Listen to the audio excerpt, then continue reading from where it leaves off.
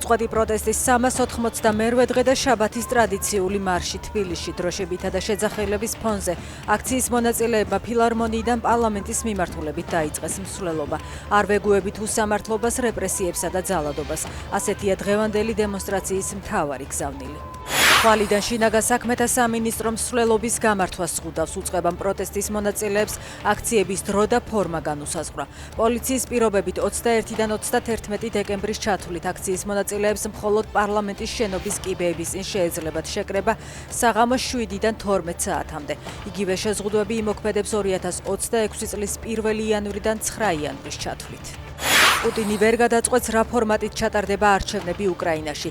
აცხადებს ზელენსკი და ამბობს, რომ ოკუპირებულ ტერიტორიებზე არჩევნების ჩატარება არ შეიძლება, რადგან ის რუსეთის სასურველი სცენარით წარიმართება. დღევანდელი პრესკონფერენციიდან ცნობილი გახდა, რომ უკრაინის საგარეო საქმეთა სამინისტრო არჩევნებისთვის საჭირო ინფრასტრუქტურაზე მუშაობს.